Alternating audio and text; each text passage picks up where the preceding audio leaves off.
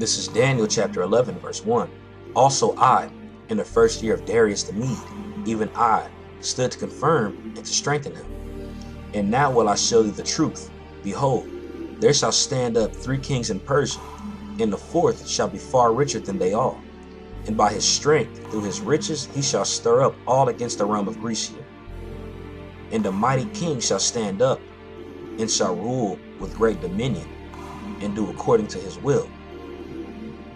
And when he shall stand up, his kingdom shall be broken, and shall be divided toward the 4 winds of heaven, and not to his posterity, nor according to his dominion which he ruled, for his kingdom shall be plucked up, even for others beside those. Shalom. First and foremost, I would like to give all praise to Yahweh Bahashem, Yahweh Shai. I would like to give double honors to the apostles and the elders of Great Millstone that rule well. And peace and salutation to you elect Akim, across the 4 corners of this earth, kicking this word in sincerity and in truth. What's being read down here is Daniel, the 11th chapter. And I just read the first verse all the way through the 4th. And when you read this verse, these verses or this chapter, or even this chapter, it starts off by going into the kings of Persia, because when Daniel was living, this is a prophecy, of Daniel, of course, when he was speaking to the angel, all right? And he was told that there was going to be 4 kings in Greece. Salakia, 4 kings in, during the Persian Empire that was going to rule the world. And when he said the 4th shall stand up and be stronger or be richer, Salakia, than the first 3, he's going into Xerxes.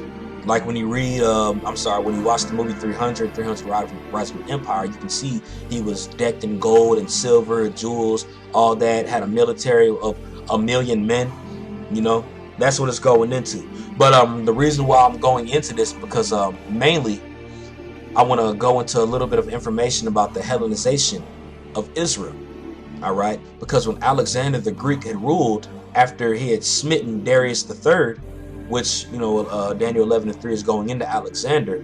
When Alexander ruled with the sword, all right, he pushed Hellenization. He pushed his ways, Greeks' philosophies, their ways of worship, their agriculture, their art, everything that the Greco Empire was doing.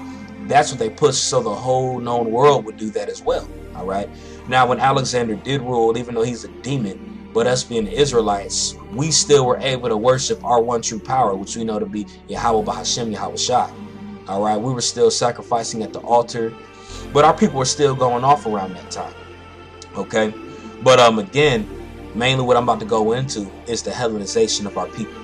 And if you don't know what Hellenization is, again, it's just pretty much pushing that Greco way of life and forcing it for these other cultures to follow too, these other nations to follow.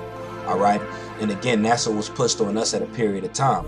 But I'm going to go into the history. I got a few scriptures, a few documents, or a few articles I'm going to pull up. Lord willing, it's edifying, all right? Even though, of course, there's been a lot of videos already going to this. The apostles and the elders did a outstanding job doing it. So I'm just going to pull up a few little pointers here and there. Of course, they already put up the same information years ago, but we talk about the scriptures, living water. So again, Lord willing, is edifying. But I'm in Wikipedia right now, and this is going into Hellenization.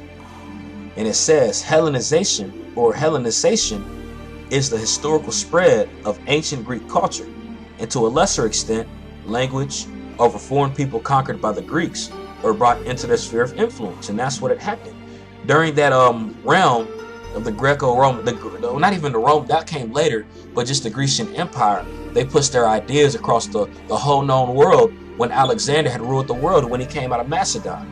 All right, he came out of Macedon and took down the whole Persian Empire. And if you don't know about the Persian Empire, they ruled the whole world, all the way from India, going all the way up to what you would call Pakistan.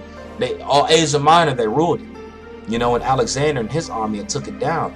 But what it was prophecy, because the Lord had spoke about Esau. And the reason why I'm bringing up Esau, if you can receive it, the ancient Grecians are Edomites. And when you go to Genesis 27 chapter, which I'm going to pull up really quick, actually, and I'm going to go back into that article.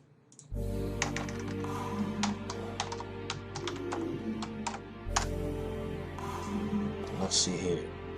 He said he was going to rule with the sword. Let's see here.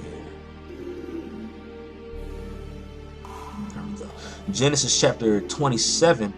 I'm gonna start at verse 39. All right, because this is a key point. When you go into the history of the Grecians, this is when the Edomites start taking rule. And if you can receive it, that's the so-called white man. If you're in the truth, we know this. That's the devil the Bible speaks of. All right, and this is when they had taken power, because if you can see it, ever since the Grecians took power, it's been nothing but so-called white men that's been ruling the world around that time. But it was a blessing through prophecy that had to be fulfilled. All right, so when you read Genesis chapter 27, verse 39, it says, "And Isaac his father answered and said unto him, Behold, thy dwelling shall be the fatness of the earth, and of the dew from above, the dew of heaven from above." Okay, when you go into this word fatness, let's pull that out really quick, because a lot of these words have meaning. That word there is mashman. Okay, when you go into that word, it means fatness, fat piece, fertile piece, richly prepared food. Fatness, olive oil, fatness. Pretty much, it just goes into to being richly prepared food, having everything, all the places of the earth. All right, everything being theirs. Continuing on, it says, where I leave off at? That's right. "And Isaac his father answered and said unto him," and this is when Isaac was giving Esau his blessing, because Jacob had received a blessing. All right, "Behold, thy dwelling place shall be the fatness of the earth, and the dew of heaven from above." Now this is the key point. "And by the sword thou shalt live, and shalt serve thy brother. And it shall come to pass, when thou shalt have dominion, that thou shalt break his yoke from off thy neck." All right, so this was the key point. It says, "And by the sword shalt thou live." Now, when you go into the period of Alexander the Greek, when he was ruling, he ruled with the sword. That's how he was able to take down the whole Persian Empire, by the sword. And even when you can take them to the Romans, that's how they ruled the world. They ruled it with the sword. Look at America right now, which is Greece, Rome 7.0, Babylon 7.0. America's ruling the world in the same way. And look who's ruling it. Their people. The ancient Greeks, the ancient Romans. And no, I'm not talking about the Etruscans that was over there. They had taken the Etruscans down. They ruled the Etruscans by the sword. They took the Etruscans down and ruled and took their ways, and pushed all Greco-Roman ways all over the world until right now in America. That's where you got the Senate, like Roman, like the Roman Empire. You got Colosseums, modern day stadiums. You know what I'm saying? The same exact thing. That's that Hellenization that's been pushed. Okay? You even got our people who are Israelites, you so-called Negroes, Latinos, and Native Americans. You name your children the same names that they named them, whether it be Demetrius, Darius, Caesar. A lot of you Jakes name your children those names. You follow their cultures, whether it be Christmas, Thanksgiving, 4th of July, Valentine's Day, which they all go back to ancient Babylonian, ancient Greco, and ancient Roman deities. Our people are still upholding that, but that was something that was pushed on us back then. Okay, so again, I'm just going to read this article. I'm going to continue where I left off at. It says right over here, particularly during the Hellenistic period following the campaigns of Alexander the Great, which shows you Alexander the Greek pushed it. We call him the Greek. We don't call him the Great because we know he wasn't great. All right, he was a demon. He was a devil. Alexander the Greek, king of Macedon, who ruled 336 to 323 BCE. Now, the result of Hellenization was that elements of Greek origin combined in various forms and degrees with local elements. These Greek influences spread from Mediterranean basin as far as east as modern-day Pakistan in modern times. Hellenization has been associated with the adoption of modern Greek cultures. Okay, and you can't not look at America and say that America hasn't adopted those ancient Greek, ancient Roman cultures. If you say that they haven't, you're lying. Okay? And these ancient Greeks and ancient Romans, they copied it from the Babylonians. Okay? And it's just so ironic, really quick, I'm going to get back to it, but it's just so ironic when you go back to when the Neo-Babylonian Empire, when the Neo-Babylonian Empire was in power, when Jerusalem was sieged back around the time of Nebuchadnezzar, how they had damn near decimated us, they subjugated us to follow their ways, and if they didn't, they would kill us. The same exact thing happened with the Grecians, because the Edomites were they were studious under the Babylonians. They helped the Babylonians put us in captivity. Okay, now the Persians ruled. They gave us the rights to build our temple back up. Now I'm not uplifting the Persians in any sort; they're still heathen, but they had somewhat helped us rebuild. And when the Grecians that took power, they destroyed it again. That shows you that they follow the same exact things that the Babylonians did, because they learned under the Babylonians. That's where you get the daughter of Babylon from, and that's why they are the daughter of Babylon. Because they do the same thing that the Babylonians try to do. They try to uphold those ancient Babylonian cultures to the fullest. Again, that's why they have certain festivities, certain rituals that they follow. Okay, they had copied it right from the Babylonians. But as I continue, I don't want to digress. It says Hellenization had been associated with the adoption of modern Greek culture and the ethnic and cultural homogenization of the Greeks or Greece, and that's what's going on in America right now. Okay, but I'm gonna pull up some history on the Hellenization period, when it had taken place, when it went down, and I also got First Maccabees pulled up as well. And it's a key reason why I got this pulled up, because it goes into an engraved detail what the Grecians, what these devils had done to our people, and how our own people would sell out under these devils just to receive gain, just to receive some type of riches, and our people are still selling out the same way today. All right, but I'm gonna pull up this article here, and it's called Israel in the Hellenistic Age. And if you want to look at the article, I got it pulled up right here, because I'm not gonna go into the whole thing, but I'm gonna pull up key points in it. Okay, but it says Greek-language.com/Bible/Palmer/11 Hellenistic-age.pdf. All right, and it's a lot of nuggets on here. Now, of course, you got to pick the bones out. But it's a lot of information on here that I just want to bring out. Okay, but the first one it starts off with is Alexander the Great, or the Greek, because we know that he was the first one that really pushed Hellenism across the world, because he ruled the world around that time. Okay, and it says Alexander, with little doubt, the most influential Western person to travel the highways of the ancient world. He came to rule Macedonia at age 16 after studying in Athens under Aristotle. There he learned Greek values and came to appreciate Greek culture in a way that would later change a vast portion of the ancient world. From 336 to 323 BCE, in only 13 years, he ruled the forces of a tiny nation of Macedonia to topple the world order, and dominated the seemingly almighty Persian Empire, which has stretched from near India to the very borders of Greece. Now I want to pause really quick, because that was a key point in history, and people, especially a lot of these churches, overlooked the vast amount of prophecy that had taken place there. Because within that realm, you see Genesis 27, a part of it coming to pass, where it talked about how he was going to rule the world with a sword. Now it talked about in detail a tiny nation of Macedonia to topple the world order and dominated seemingly the almighty Persian Empire. A tiny nation had taken down a Persian Empire, which shows you that that was power of the Lord to do that, to fulfill prophecy. Okay, prophecy was fulfilled just by that one movement.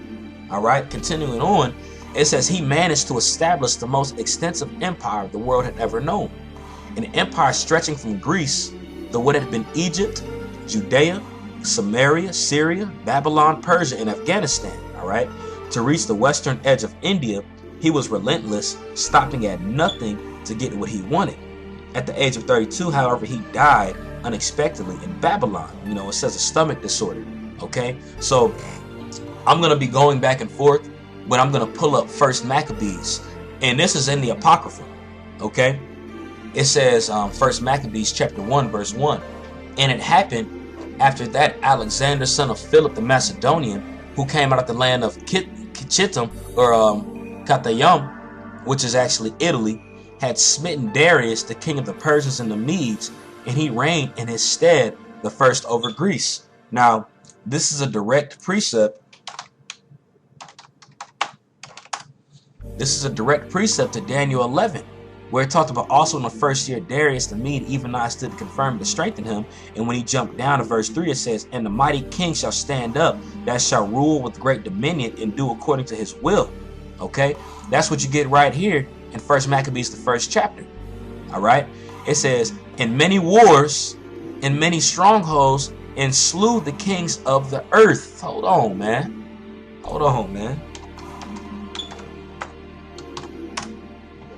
Did we just not read that in Genesis 27, where it said, and by the sword thou shalt live. By the sword thou shalt live. In many wars and many strongholds, and slew the kings of the earth. You can't slay nobody with your hands, but you do it with the sword.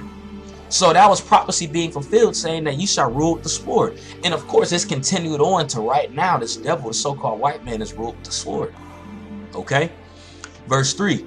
And went through the ends of the earth, and took spoils of many nations, insomuch that the earth was quiet before him. Whereupon he was exalted, and his heart was lifted up. Let's go back. It says in Genesis 27:39, behold, thy dwelling shall be the fatness of the earth, and the dew of heaven above. That's a way to have the fatness of the earth when you take them spoils. Okay? And it says, and he gathered a mighty strong host, and ruled over countries and nations and kings, who became tributaries under him. So like we read in this article over here, I'll go back to it, when it says Afghanistan, the Persia, the Babylon, Syria, Samaria, all the way to Egypt, they still had kings in those lands, but they were tributary under him. Okay, they were tributary under him and his host, under him and his generals. All right, they were still kings, but they were more like puppet kings. They had to still answer to Alexander because he was the quote-unquote king of the world around that time. All right, so continuing on in verse 4, it says, and he gathered a mighty strong host, and ruled over countries and nations and kings, who became tributaries unto him. And after these things he fell sick, and perceived that he should die. All right, and that's when he had ruled 12 years and died. Okay, wherefore he called his servants, and this is before he died, such as were honorable, and had been brought up with him from his youth, and parted his kingdom amongst them while he was yet alive. Now, when you go into those honorable men, or so-called honorable men, you know, those were the four rulers, or his four generals that ruled under him. You have Ptolemy, you have Seleucus, you have Cassander, and you have Lysimachus. Those are his four generals that were under him that took control of the world around that time. And even Daniel, the 11th chapter, goes into that. When you read, I believe it's in the 4th verse, it says, and when he shall stand up, his kingdom shall be broken. And that's around when, I'm just continue, and shall be divided toward the four winds of heaven. Okay, so each general ruled a fourth of his rulership. Okay, when it says the four winds of heaven, this is the whole known ancient world around this time, and it was split up into these four generals. The whole world, the whole four winds of heaven, the whole four winds of the earth were divided to these four generals. Okay, and not to his posterity, nor according to his dominion, which he ruled, for his kingdom shall be plucked up even for the others. So that's what that's going into, where it says, wherefore called his servants, such as honorable, had been brought up with from his youth, and parted his kingdom amongst them while he was yet alive. So Alexander reigned 12 years, then died, and his servants bear rule, every one in his place. And after his death, they all put crowns upon themselves. So did their sons after them many years. And evils were multiplied in the earth. Okay, and you see the fruit of that right now.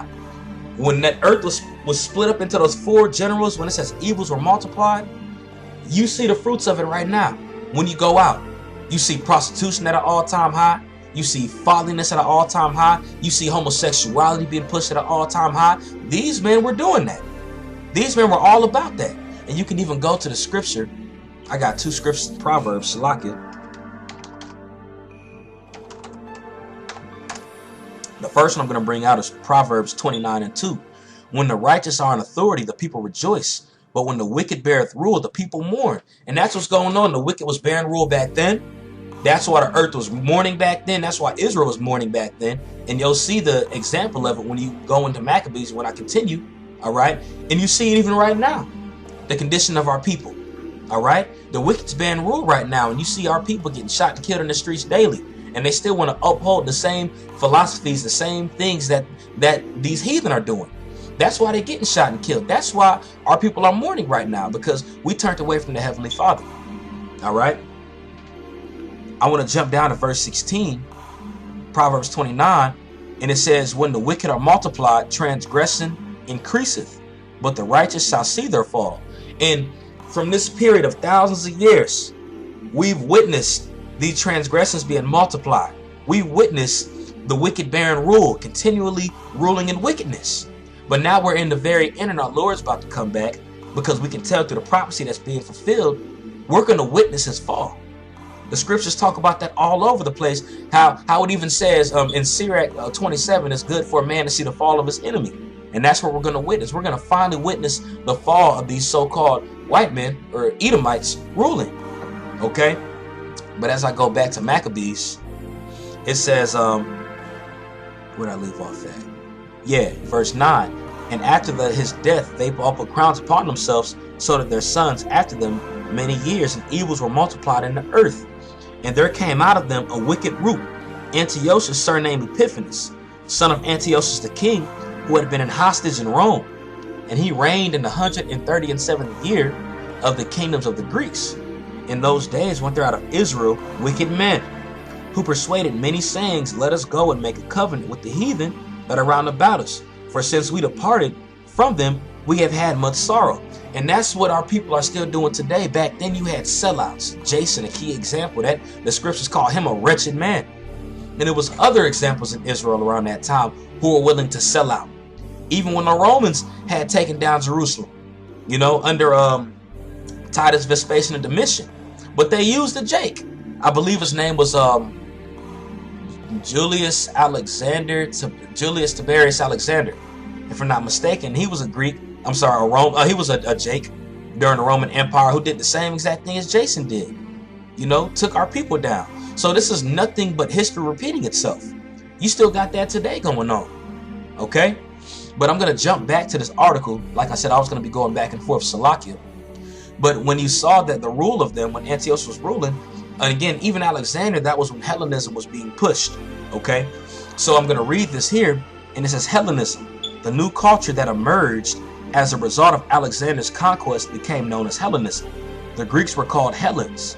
This new culture, a blend of Greek education and emphasis on the arts with elements from the Oriental cultures which Alexander conquered, would continue even into the period after the Roman conquest of the Greek Empire. The Romans would continue to foster Greek cultures in the areas of Eastern Mediterranean under their control.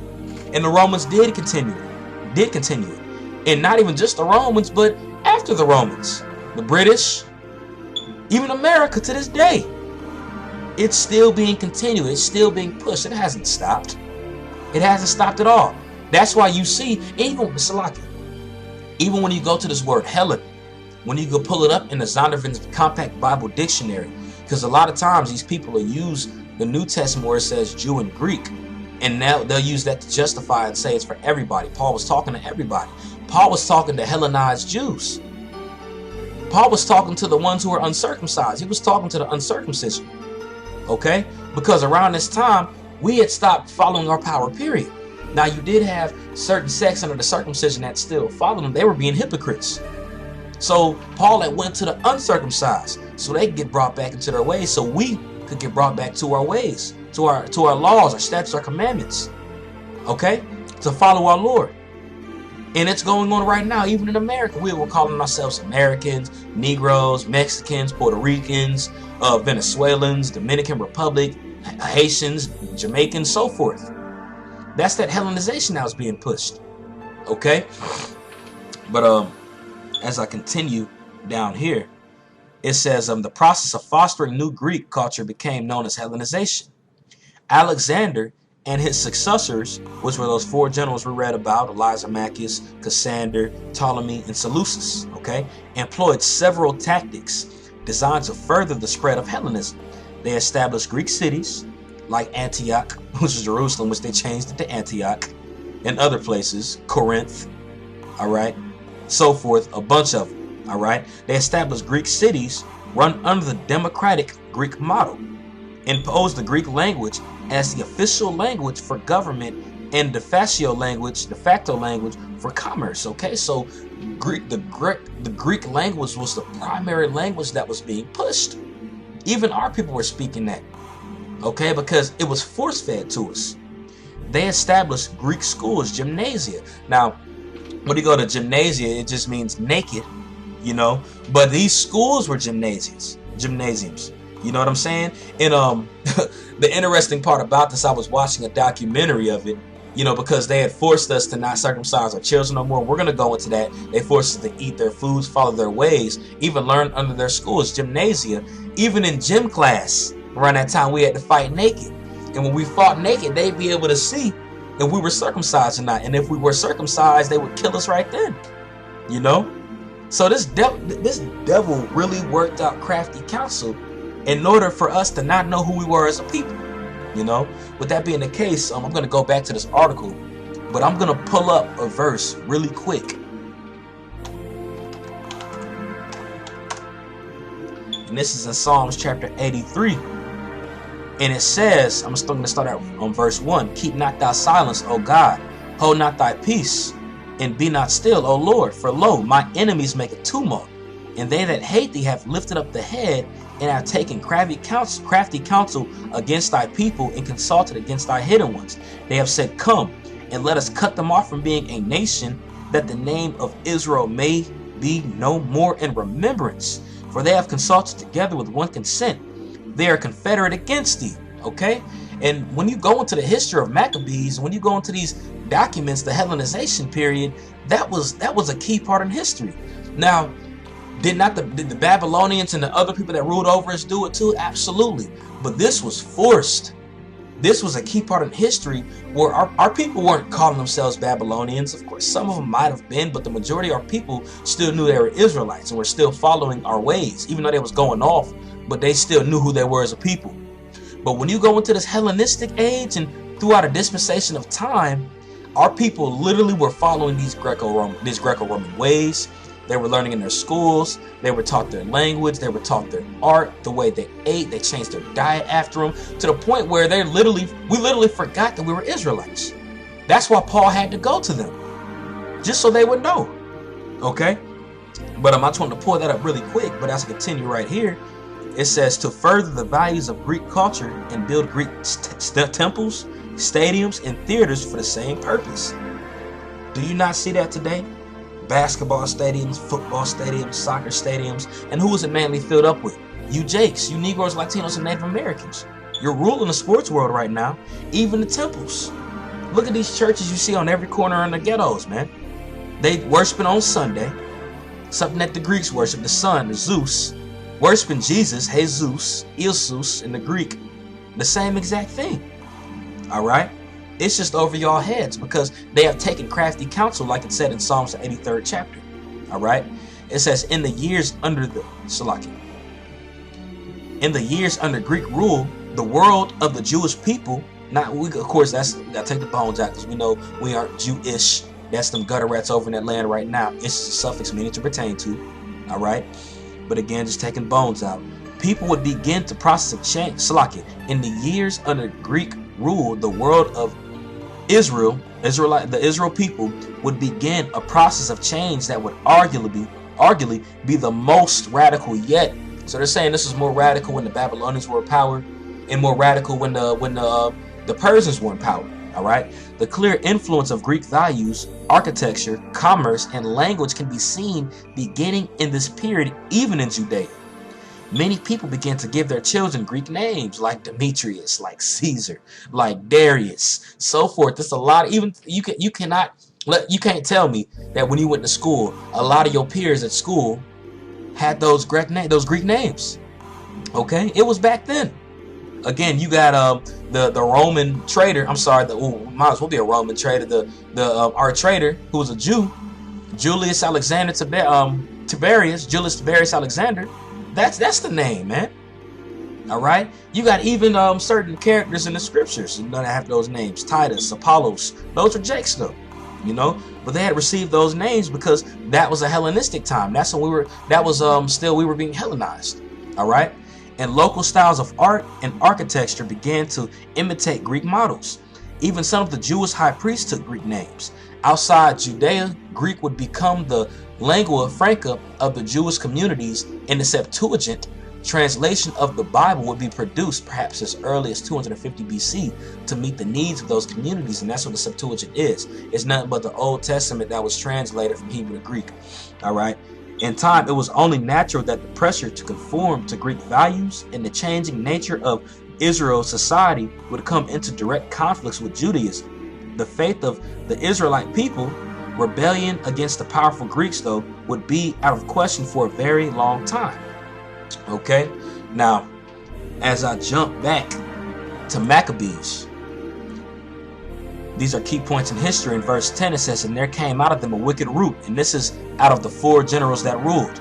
Okay, and there came out of them a wicked root surnamed Epiphanes, son of Antiochus the king, who had been in hostage at Rome and reigned in 137 years of the kingdom of the Greeks.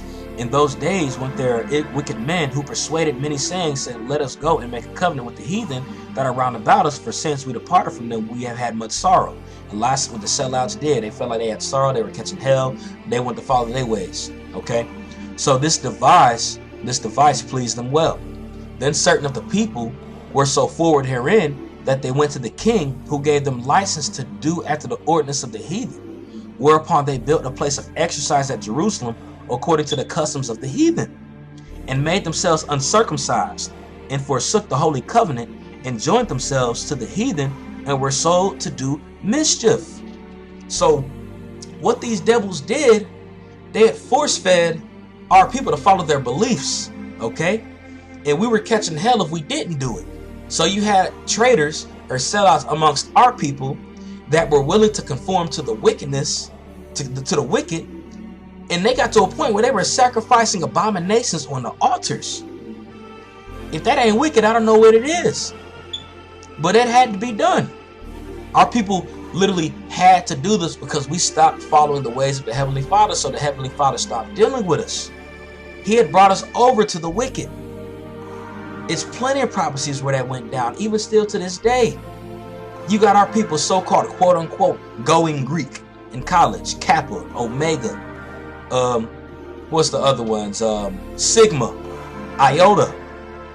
Okay, that's our Greek letters, Greek alphabet. That's the Greek alphabet. All right.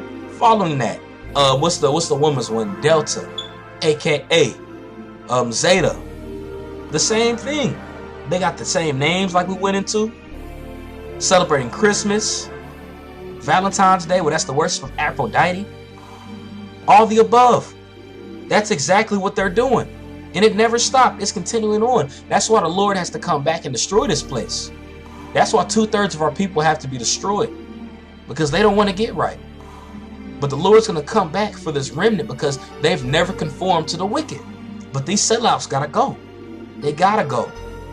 They want to uphold these Greek ways, these Roman ways, these American ways. They're going to have to die. They're going to have to die with the same ways that they're following. All right. But as I continue, in verse 15, it says, and made themselves uncircumcised, and forsook the holy covenant, and joined themselves to the heathen, and were sold to do mischief. Now when the kingdom was established before Antiochus, he thought to reign over Egypt, that he might have dominion over 2 realms. So this man had literally tapped into another realm that was given to one of the other generals, Ptolemy, and he decided to try to rule that. Okay, they fighting against each other. Now when the kingdom was established for, I already read that part, Shalakia, verse 17, wherefore he entered into Egypt with a great multitude, with chariots and elephants and horsemen, and a great navy, and made war against Ptolemy, king of Egypt, or the king of the south. But Ptolemy was afraid of him and fled, and many were wounded to death. And you can read that again in Daniel 11, where in verse 5 it says, and the king of the south shall be strong, which is Ptolemy, and one of his princes, and he shall be strong above him and have dominion. His dominion shall be a great dominion.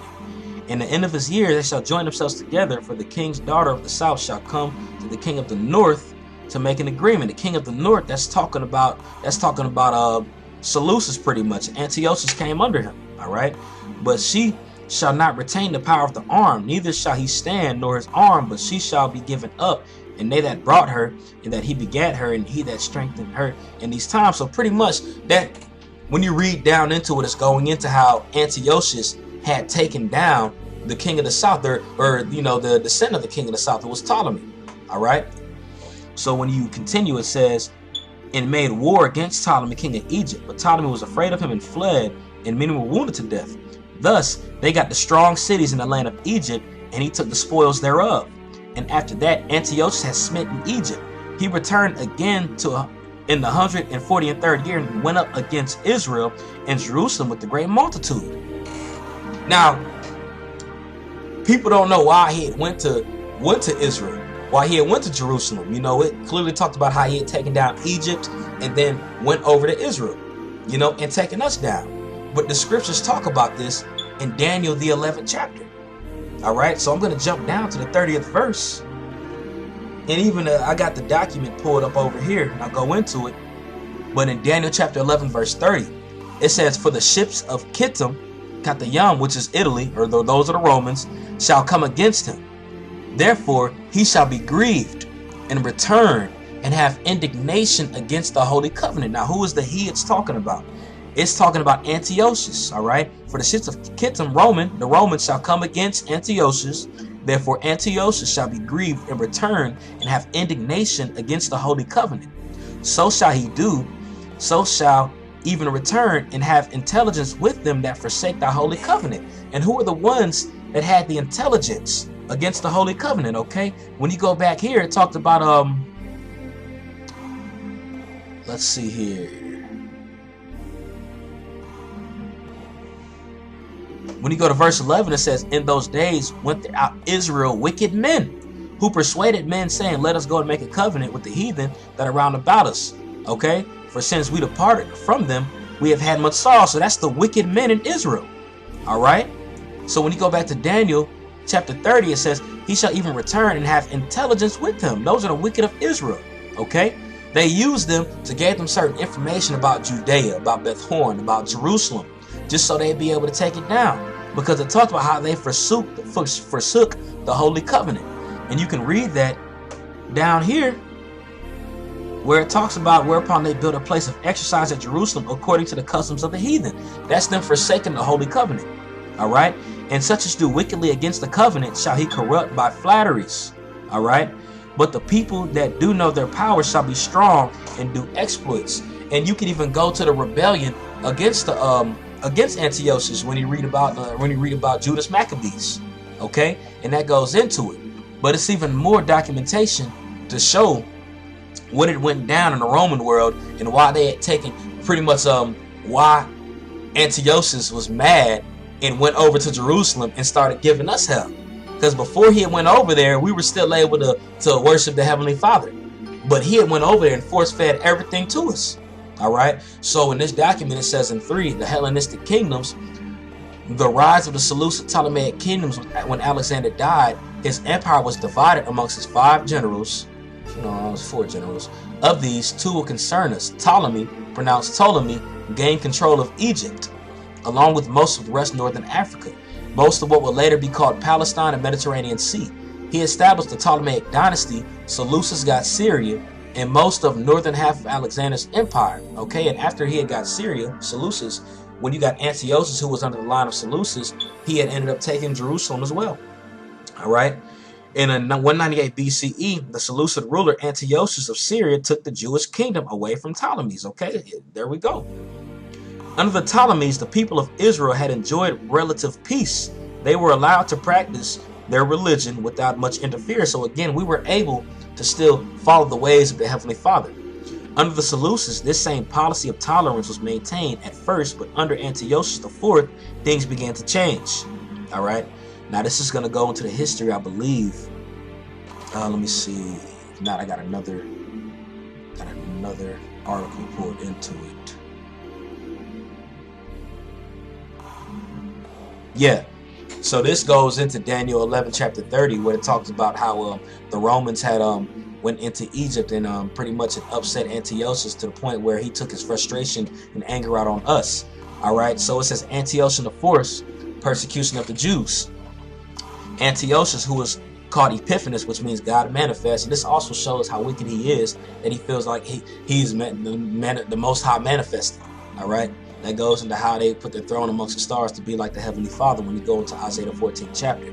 All right, it says, took power in 175 BC, 30 years after Seleucid conquest of what would later become known as Palestine.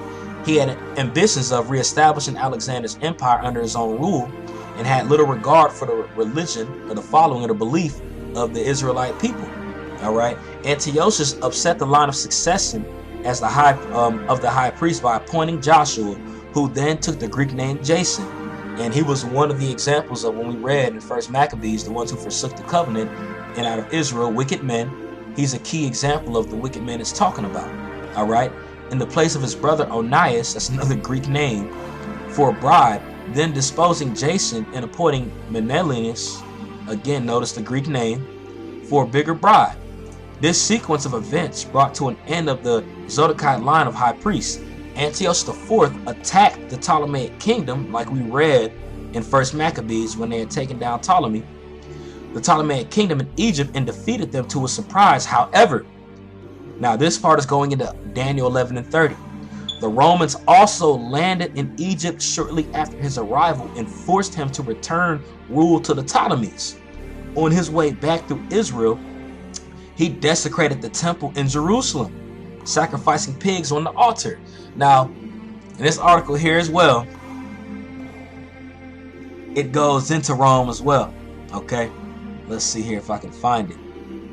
This is Antiochus Epiphanes in Wikipedia, and it says rise to power. Antiochus was a member of the Hellenistic Greek Seleucid dynasty and was the son and potential successor of King Antiochus III, and as such he became a political hostage of the Roman Republic following the peace of Apamea in 188 BC. Now I'm going to jump down to the wars against Egypt.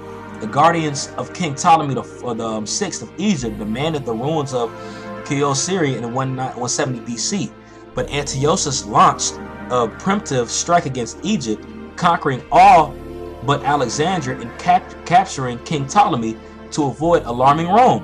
So he did this to avoid alarming Rome. He didn't want the Romans to know, because the Romans still had a huge amount of power around that time, and they had parts that they ruled. All right.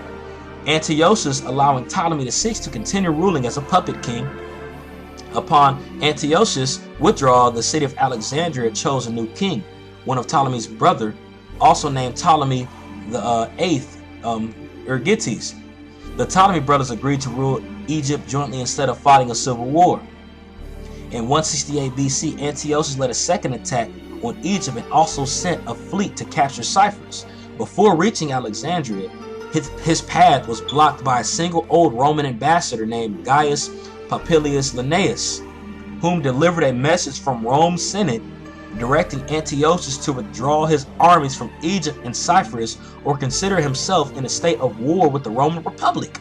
So that was the doing of why Antiochus had came to Israel and started giving us hell. He was butthurt. He had to take his frustrations out because the Romans had found out the wickedness that Antiochus was doing. And am I saying the Romans weren't wicked? They were wicked as hell. You know what I'm saying? But this is why Antiochus that went into our land and did what he did. He was butthurt. He was frustrated. He had to have something to take his energy out on. And lo and behold, it was Israel. It's funny how the Most High works, how he does things, you know? But as I continue right down here, it says, considering himself in a state of war with the Roman Republic, Antiochus said that he would discuss it with his council, whereupon the Roman envoy drew a line in the sand around Antiochus and said, before you cross this circle, I want you to give me a reply for the Roman Senate. This implied that the Roman would declare war if the king stepped out of his circle, with committing to leave Egypt immediately. Weighing in options, Antiochus decided to withdraw. Only then did Popilius agree to shake hands with them. So they pretty much, excuse my language, made him his bitch. Made him their bitch. You know, they said if you step out the circle, it's war. And just because of he couldn't go into the war with the Romans because they were powerful around that time too, he took his frustration out on us. And again, that's what you read in Daniel 11 and 30, where it says, for the ships of Kittim shall come against him, Antiochus. Therefore, he shall be grieved in return and have indignation against the Holy Covenant. Okay, so that was why. So as I continue, Salaki, I'm bouncing all over the place, y'all. But when you jump down to First Maccabees chapter 1 verse 20, it says, and after that Antiochus had spent in Egypt, he returned again in the 143rd year and went up against Israel in Jerusalem with a great multitude. We know why. and entered proudly into the sanctuary and took away the gold altar and the candlestick of light and all the vessels thereof. It's just so ironic. This is nothing but an exact mimic of what Nebuchadnezzar had done to us as well. That's why Esau is the daughter of Babylon. Okay, now I want to jump to verse, let's see here, I believe, yeah, I'm going to jump to verse 39 in 1 Maccabees, the first chapter. It says, her sanctuary was laid waste like a wilderness. Her feasts were turned into mourning, her Sabbaths into reproach, her honor into contempt. As had been glory, so was her dishonor increased, and her excellency was turned into mourning. Okay, and that's what went down with our people. Everything got turned to mourning when this devil started ruling in power. All right, when this devil started taking us out. That's that vengeance that he promised that he was going to have against his brother Jacob for us getting the birthright. Okay, well, that's the start of it, at least. Okay, can't even really say that's the start of it, but that was a key point in it. All right, verse 41 says, moreover, King Antiochus wrote to his whole kingdom that all should be one people. Does that not sound familiar? Is that not the same thing? Is that not the same exact thing? I believe it's in Genesis 11. I'll try to pull it up really quick. Salaki. Genesis chapter. Let's see.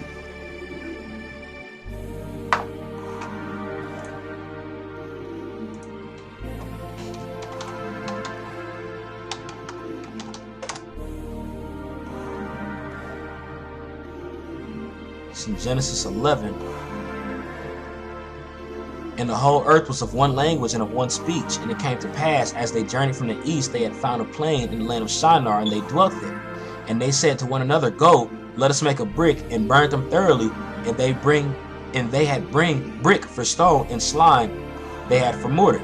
And they said, go, let us build us a city in the tower, whose top may reach into heaven, and let us make us a name, lest we be scattered abroad upon the face of the whole earth.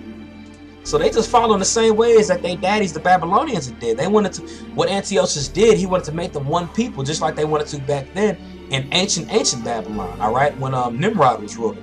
Okay, that's why it says again, as in verse 40, as had been her glory, so was her dishonor increased, and her excellence was turned to mourning. Moreover, King Antiochus wrote to his whole kingdom that all should be one people, and everyone should leave his laws. So all the heathen agreed according to the commandment of the king. Yea, many also of Israelites consented to his religion or belief, and sacrificed unto idols and profaned the Sabbath. For the king had sent letters by messengers into Jerusalem and the city of Judea, that they should follow the strange laws of the land. And our people use that to justify what they doing in the churches, eating pork, all of that, man. That's why they were sacrificing swine's flesh on the idols back then. And verse 47 even talks about that, you know. Verse 45 says, and forbid burnt offerings and sacrifice and drink offerings in the temple, and they should profane the Sabbaths and festival days, and pollute the sanctuary and holy people, set up altars and groves and chapels of idols, and sacrifice swine's flesh and unclean beasts, that they should also leave their children uncircumcised, and make their souls abominable with all manner of uncleanness and profanation. Okay, so our people got what we wanted. Our people wanted to be tied with the heathen. The Lord put us in a situation where we was forced to. Okay, part of that punishment of us going off. But again, this lesson just ultimately went into the Hellenization of our people, and those are ways we were Hellenized. That was ways that they stripped us naked and gave us their ways to follow. And again, over a dispensation of time of continuing doing that, that's what you get. That's what you get. What you look out the window today. Negroes, blacks calling themselves Negroes, Northern Kingdom calling themselves, Mexicans, Puerto Rican, this and that, Gadites and Reubenites and so forth calling themselves Native Americans and this, that, and the third. It just goes into the Hellenization of our people, man. Back then, we were calling ourselves Greeks. We were calling ourselves Corinthians. We were calling ourselves Galatians. We were calling ourselves Colossians. It's the same exact thing. And this was the start of it all.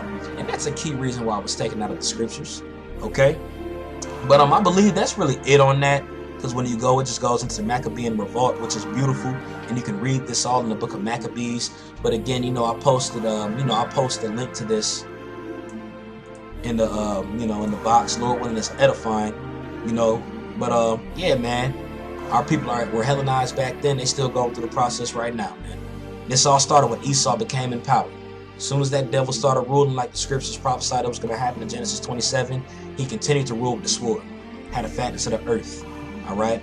But again, Lord willing, it was edifying. Again, I want to give all praise to Yahweh Ba'Shem Yahweh Shai. I want to give double honors to the apostles and the elders of Great Millstone that rule well. And peace and salutation to you like Akim across the four corners of this earth, kicking this word of sincerity and truth. Man up, shalom.